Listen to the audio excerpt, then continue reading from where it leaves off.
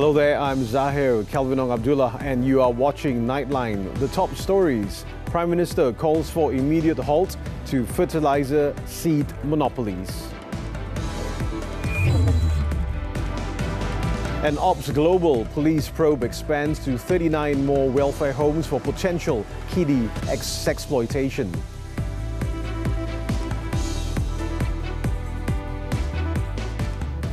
Prime Minister Datuk Sri Anwar Ibrahim has called for an end to the seed and fertilizer monopoly held by cartels in order to improve the country's productivity in the agricultural sector. He said that the Agriculture and Food Security Ministry must ensure that this old practice is stopped and that future decisions are data-driven while prioritizing the welfare of farmers, fishermen and smallholders. Benih tidak boleh secara kartel dan monopoli seperti dulu. Baja tidak boleh secara kartel dan monopoli seperti dulu. Sebab itu kita perlu satu menteri dan KSU yang tegas dan keras menyatakan bahawa amalan kartel lama import baja mesti dan wajib dihentikan. Anwar said this in his speech when officiating the opening of the Malaysia Agriculture, Horticulture and Agro-Tourism Exhibition MAHA 2024 held in Sedang, Selangor on Saturday. He also said that the food sector is a crucial pillar that the country must develop and focus on. Therefore, Anwar stressed the importance of creating a holistic and sustainable ecosystem rather than relying solely on the Federal Agricultural Marketing Authority, FAMA. He also expressed hope that the government's subsidies for farmers, fishermen and smallholders will provide substantial benefits. Meanwhile, Anwar, who is also Finance Minister, said that the government is planning several mega projects in the agricultural sector, including a large-scale paddy cultivation initiative valued at 5 billion ringgit. He stated that the project aims to boost paddy yields and improve the livelihoods of local farmers. Ada projek-projek yang besar yang kita akan perkenalkan, termasuk projek raksasa menanam padi fasa pertama yang akan dimulakan dalam masa singkat. Seluruh projek itu menelan belanja lebih dari 5 bilion ringgit. The Prime Minister expressed confidence that Malaysia's agricultural landscape would see significant progress over the next 2 years. However, he also acknowledged the challenge of rallying farmers, rice growers and fishermen to embrace these changes and adapt to the upcoming transformation in the agricultural sector. In view of this, he emphasized the need for all ministries and agencies to work as a cohesive team to ensure that the nation's food production targets are met. In May, Anwar announced that the government would increase its funding to upgrade irrigation systems in the Muda Agricultural Development Authority, MADA region, to implement the 5-season paddy planting project within 2 years. The expansion of the program will cover an additional 30,000 hectares of land in MADA areas, which will be developed in stages. Later in the day, Anwar said the Madani government aims to provide more opportunities for Tafiz students to venture into technical and vocational education and training (TVET). The Prime Minister said this effort, which will require the collaboration of all ministries, is to ensure those who study the Quran can be part of the country's skilled workforce. Mengapa kita perlu TVET sekarang? Kerana pelabur datang. Kerana Malaysia dijadikan medan terpenting di Asia Tenggara untuk semikonduktor, teknologi tinggi. Dan lepas ini pula artificial intelligence. Ini semua memberi peluang. Dan kita tidak mahu anak-anak muhaffaz ketinggalan. Anwar said this in his speech at the gathering of 24,000 Hufaz or Quran memorizers at the Federal Territory Mosque in Kuala Lumpur on Saturday night. At the same time, he also called upon all Hufaz to continue spreading Islam's true message, to fight Islamophobia and oppose those who use the religion to sow hatred in the country.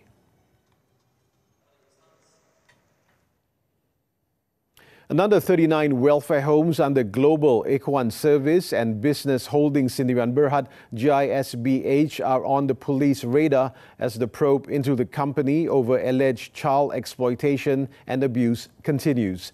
Inspector General of Police Tan Sri Razaruddin Hussein did not rule out the possibility of further action by the police once investigations are complete. According to Razaruddin, Phase 2 of the probe involved the coordinated raids on 20 welfare homes last Wednesday. This was the culmination of a 6-month-long investigation and intelligence gathering by police to build a case and formulate an action plan. The top cop stressed that GISBH had been on the police watch list since 2011, long before the recent allegations of child exploitation and abuse went viral on social media. Razaruddin revealed that 6 months ago, he also met with representatives of the Research Centre for Deviant Teachings, PUCAS, who provided the information that facilitate the revisit of various police reports lodged against GISBH.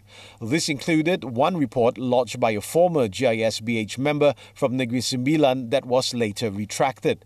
The woman later lodged a fresh report and police opened up investigations under the Child Act. Last Wednesday, it was reported that police rescued 402 children, aged 1 to 17, when they raided 20 welfare homes linked to a company alleged to be involved in religious and child exploitation. Authorities also arrested 171 people, including religious teachers and caretakers aged between 17 and 64, to assist in the investigation. On Friday, police confirmed that 13 of them are believed to have been sodomized, while some of the children were found to have been physically abused. Now, the head of GISBH has made a shocking admission that 1 or 2 cases of sodomy had occurred in its welfare homes in the past.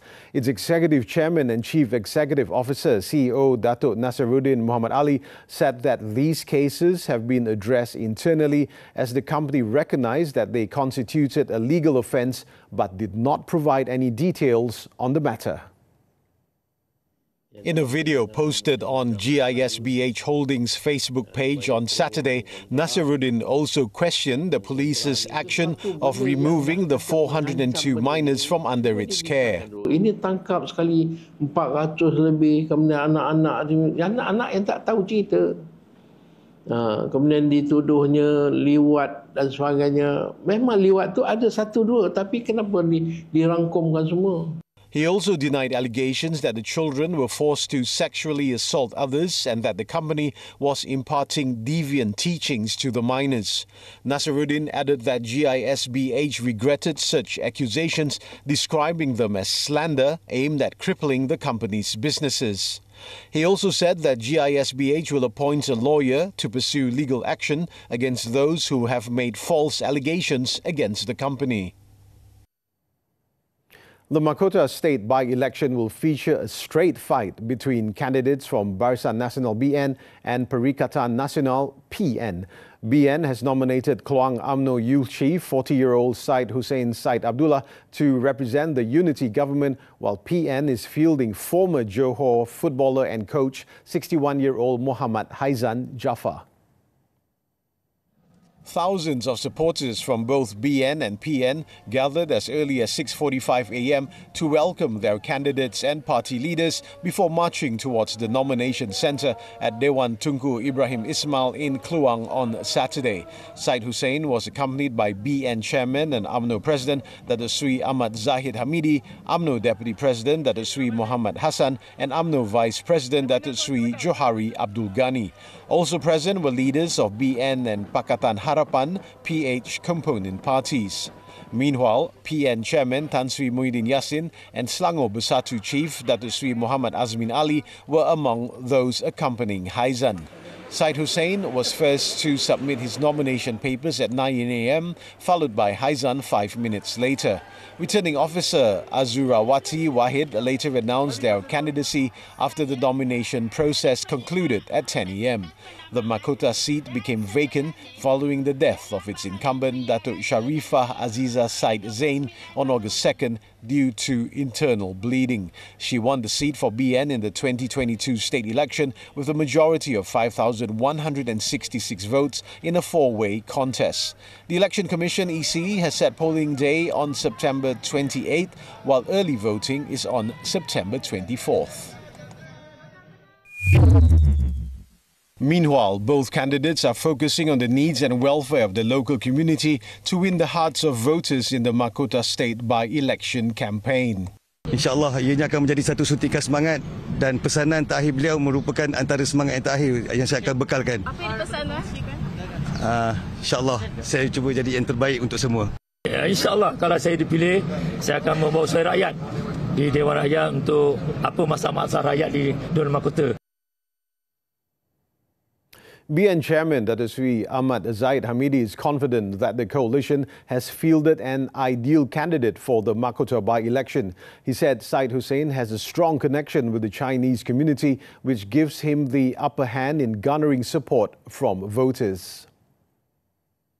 Beliau juga adalah ketua pemuda yang mempunyai dukungan bukan hanya daripada pengundi-pengundi muda, di mana lebih daripada 51% daripada pengundi di Makoto ini adalah pengundi orang muda. Zahir also acknowledged that the upcoming by-election posed several challenges, including a high number of voters residing outside of the constituency and working in Singapore. However, BN is working closely with parties in the unity government coalition to ensure that these voters will return to cast their ballots on September 28. Meanwhile, UMNO Vice President Dato' Sri Johari Abdul Ghani is confident that the support and cooperation from the unity government's component parties will serve as a key strength for the BN candidate. Yang penting ialah apa saja kita buat ni, kita nak satu kerajaan yang kukuh supaya negara ini dapat terus membangun dan akhirnya dapat manfaat kepada semua rakyat, tidak kira dari segi ideologi politik yang berbeza. He added that Syed Hussein is a young candidate with experience serving as a Kluang Municipal Council member and is well accepted by the local community. Saya harap semua jentera-jentera Barisan Nasional dapat berkempen dengan cara profesional dan tidak ada provokasi. Kita menjual calon kita, kekuatan calon kita untuk berkhidmat kepada masyarakat. Meanwhile, Johor Police Chief Dato' M. Kumar has reminded all parties and supporters involved in the two-week Makoto by-election campaigning period against raising sensitive issues, particularly those related to race, religion and royalty, 3R, as well as to obey the rules and maintain a peaceful atmosphere. Jangan sekali-sekali sentuh isu 3R. Tindakan tegas akan diambil. Saya dah kata tadi, kita akan memudah cara. Kita akan membantu. Tetapi dengan syarat pihak-pihak yang terlibat mengikuti peruntukan undang-undang dan arahan dari masa ke semasa. Kumar added so far that the police have yet to receive campaigning permit applications from the two parties contesting in the by-election. Over 700 police officers and personnel have been deployed across Kluang throughout the campaigning period. Kumar also said that they are prepared to handle any unforeseen situations, including the possibility of flash floods on polling day. Scores of opposition members arrested in Tunisia. This and more from the foreign front when Nightline returns. Hai, saya Rafiq Razali dari Media Prima dan saya ingin menjemput anda ke acara istimewa Omnia Advantage. Advantage adalah satu-satunya acara pemasaran yang menawarkan penyelesaian pemasaran yang berpatutan dan berkesan merentasi platform TV, cetak, pengiklanan luar, radio dan digital yang mencapai lebih 94% rakyat Malaysia. Hanya seminggu sahaja, 23 hingga 27 September tahun ini. Tempat adalah terhad. Imbas kod QR ini untuk mendaftar sekarang. Tolong bagi cincin ni kat Mel. Cincin itu nak ambil balik. Kenapa dia tak terima aku? Awak dah janji tau nak kahwin dengan saya. Ada aku kisah. Mikael tu takkan happy dah dengan Mel. Mikael happy dengan Damia. Tahu kau suka Mel lebih daripada kawan kan? Mel tak ada. Entahlah, dia cakap dia ada hal. Pelik tu. Pulak dia tu. Mama jangan risau sebab diorang cakap kejap je. Kita nak ke mana ni? Sekarang ni saya sedang culik awak. Nak bawa lari ke Siam. Are you crazy? I'm crazy about you. Muat turun dan layan tonton sekarang. Semua favourite anda di sini. Gadget punca anak mudah mengamuk. Bila anak menangis, kita bagi dia gadget, dia berhenti menangis lah. Tapi besok-besok tu, dia menangis sebab dia nak gadget. Bukan sebab dia lapar, bukan sebab dia sakit tau. Pada zaman ini, mampukah anak dibesarkan tanpa gadget? Kalau kita tengah main gadget, takkan kita kata anak tak boleh main gadget? Saya yang akan kontrol. Kebetulan ada kartun yang tu saja. Anak tanpa gadget, nantikan perbincangannya dalam Hello Doktor. Ahad 5.30 petang di TV3 dan stream juga melalui Tonton. Welcome back. U.S. Republican presidential candidate and former President Donald Trump promised mass deportations of Haitian immigrants in an Ohio city shortly after President Joe Biden called for attacks on that community to stop. Trump, at a press conference on Friday, said that he would do large deportations in Springfield, Ohio, after the city found itself at the center of a social media maelstrom. While Trump continued his attacks on immigrants, he did not revisit false and derogatory remarks he made during his debate with his Democratic rival, U.S. Vice President Kamala Harris.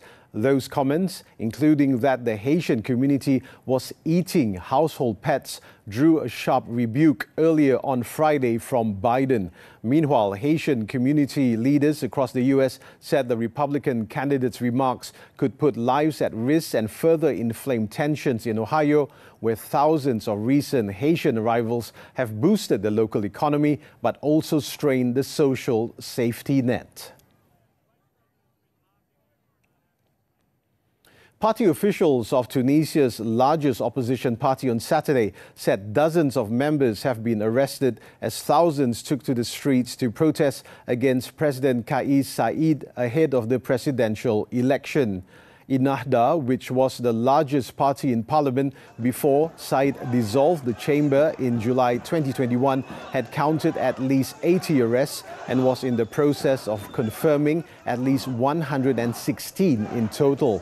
In a statement, Ennahda called the arrest an unprecedented campaign of raids and violations of the most basic rights guaranteed by law. The mass arrests came as opposition parties, politicians and human rights groups are accusing Said's administration of using arbitrary restrictions and intimidation to secure his re-election in the October 6 poll. Brazilian Supreme Court Justice Alexandra de Moraes has unfrozen the bank accounts of the social media platform X and the satellite internet company Starlink after ordering the transfer of more than $3 million owed in fines. In a statement on Friday, the country's highest court said the Brazilian government retrieved $1.3 million from an X bank account and almost $1.9 million from a Starlink account to settle the fines. It said after the payment of the full amount that was owed, the judge considered there was no need to keep the bank accounts frozen and ordered the immediate unfreezing of bank accounts and financial assets.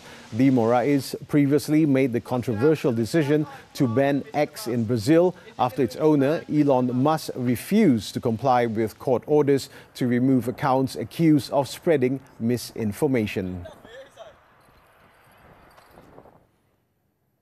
Myanmar's military chief has made a rare request for foreign aid on Saturday to cope with deadly floods that have displaced thousands of people who have already endured 3 years of civil war.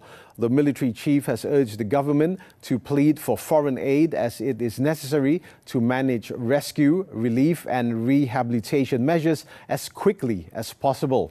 It said that contact was lost with some areas of the country and there were investigating reports that dozens had been buried in landslides in the central region of Mandalay. Some buildings were also swamped by floodwaters and residents were stranded on rooftops before they were brought down into boats by rescue workers. Myanmar's military had previously blocked or frustrated humanitarian assistance from abroad, which was deemed unfathomable by the United Nations.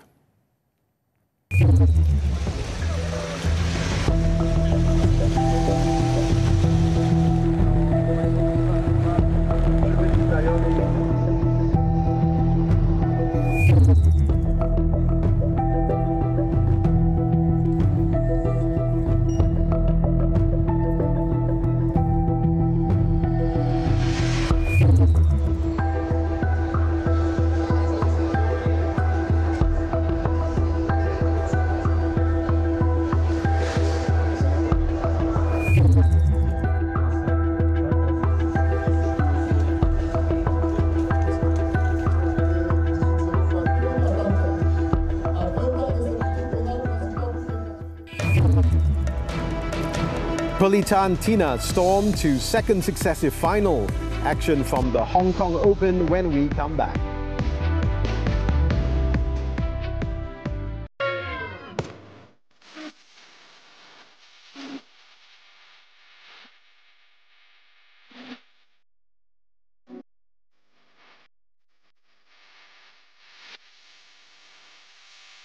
Lagu Top 5 Music 39.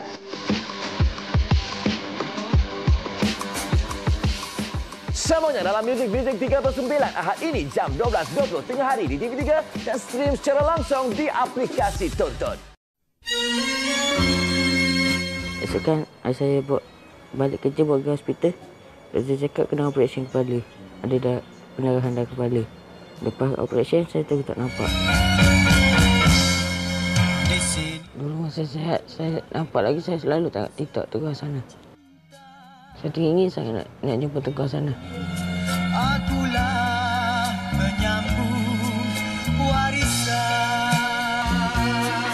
Falsafah penjajah seluruh dunia. Di mana bumi dijajah, di situ bumi merdeka. Jadi di situlah lawangan pertama merdeka dan menaikkan bendera Malaysia buat pertama kalinya secara rasmi di dataran Bandar Hilir. Melalui sambutan ini, kami berhasrat untuk menonjolkan Melaka sebagai destinasi pelancongan yang kaya dengan warisan budaya dan sejarah. Merdeka! Merdeka! Merdeka! Sports now, badminton, the 2024 Hong Kong Open. National top women's doubles pair Buletin and Tina powered their way to back-to-back finals by stunning top seed Baek Hana Lee So-hee in the semi-finals on Saturday. The third seed duo survived a grueling 74-minute rubber set battle against the South Koreans before prevailing 22-20, 17-21, 21-15 in the quarter-final match. This victory marks their third win over the world number 2 duo in 4 encounters. The world number 8 pair will now face second-seeded Liu Shengshu, Tan Ning of China in the final. Meanwhile, the nation's challenge in the mixed doubles came to an end after Chen Tangji, To Iwei went down to world number 2 Feng Yanzi, Huang Dongping. The duo were denied the fourth final of the year after falling to the Chinese pair 21-14, 23-21 in 56 minutes in the quarterfinals. Turning to hockey, the 2024 Asian Champions Trophy. The national men's hockey team missed out on a semi-final spot despite their comeback, drawing 3-3 against South Korea on Saturday. Yang Ji-hoon gave South Korea the lead before forward Muhammad Azrai Aizat Abu Kamal equalized with a field goal. No Shafiq Sumantri then doubled the lead for Malaysia before Park Cho-leon netted a goal for South Korea to level the score at 2-2. Just as the speedy Tigers star Faisal Sa'ari reignited hopes of Malaysia claiming all 3 points with a field goal in the 55th minute, Ji-hoon dashed those hopes by scoring another penalty in the final minute, resulting in both teams sharing a point and causing the speedy Tigers to fail in securing a semi-final spot. Sarjit Singh's side will now face Japan in the 5th place playoff on Monday. Moving on to football, the Super League, 2 matches were played on Friday. Perak FC claimed a narrow 1-0 win over Negeri Sembilan FC, while Kuala Lumpur City FC thrashed Kedah Darul Aman FC 5-0. At the KLFA Stadium, the home side opened the scoreline in the 11th minute through Jovan Motika before Paulo Josue extended the lead 9 minutes later. The City Boys then slotted in their third goal in the 26th minute courtesy of Zahir before Josue added 2 more goals in the 49th and 58th minute to seal the convincing 5-0 win. KL City are now in 9th in the league with 8 points, while Kedah are in 10th, also with 8 points.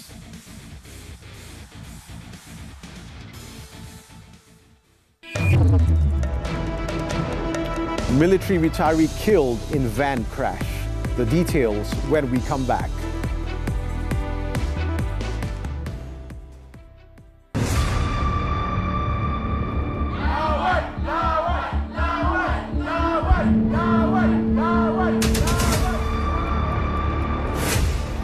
Gua nasi lemak. Budak-budak panggil gua Cik Mak. Dah ready semua? Mula! Tapi perlu kita bergaduh macam ni. Jangan cakap.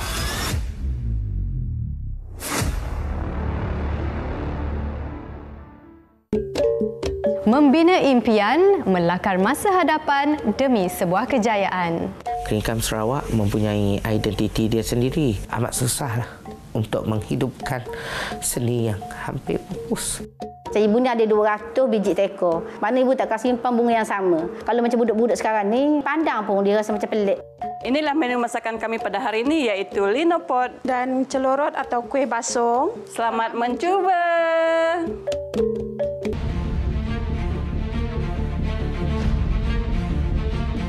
Cik Kakak, betul ke sekarang Cik Kakak ada masalah? Jadi Cik Kakak nak guna masalah mahkamah nak kena khidmat polis ke? Cik Kakak no komenkan kita sampai hati dia. Guys, kalau korang nak tengok gosip, jangan lupa saksikan Melodi setiap hari Ahad pukul 12.30 tengah hari di TV3 atau stream juga melalui Tonton.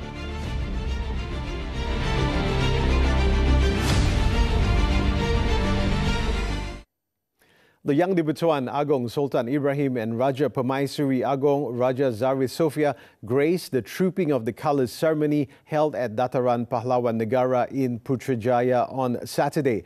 The nearly hour-long ceremony marked the final of 6 events held since June 2nd in conjunction with the King's official birthday on June 3rd.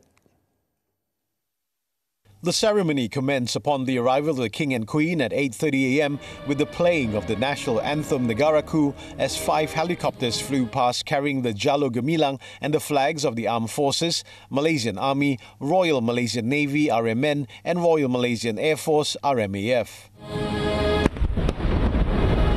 This was followed by a 21-gun salute by the 41st Ceremonial Battery of the Royal Artillery Regiment. Sultan Ibrahim then inspected the parade comprising 25 officers and 503 personnel of all ranks from all 3 branches of the Armed Forces. After the inspection, the Armed Forces Central Band set the stage for the ceremonial march of the 5 colours of the King, carried out with full military honours. The 5 colours paraded were of the Royal Malay Regiment, Royal Ranger Regiment, Royal Armoured Corps, RMN and RMAF.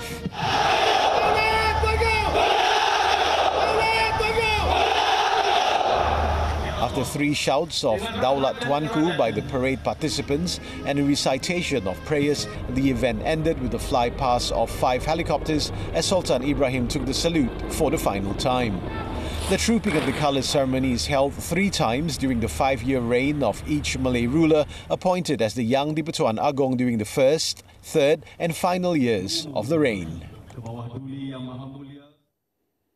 In other news, a military retiree was killed and 7 others were injured when the van they were travelling in crashed into a tree near Kampung Pematang Pau in Kanga Perlis on Saturday. 73-year-old Muhammad Arshad Hanapiah, who was a passenger in the van, died on the spot and the 4:30 a.m. incident at Jalan Kanga, Alustar.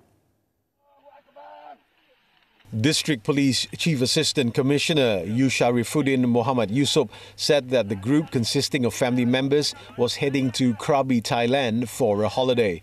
Based on initial investigations, the vehicle, driven by 29-year-old Muhammad Shamil Murad, was believed to have veered off the road and struck a tree on the left shoulder.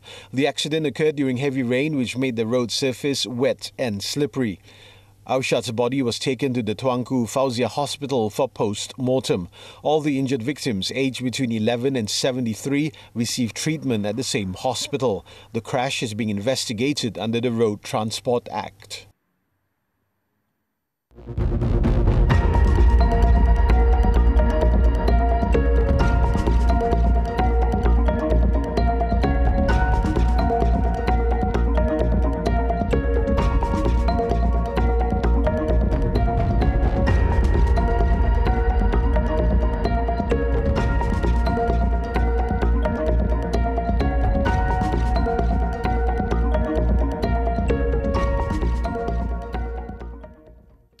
As Nightline draws to a close this time around, let's take a look as a touring Canadian-created light display featuring colourful lanterns and millions of LED lights recently made its international debut in Singapore.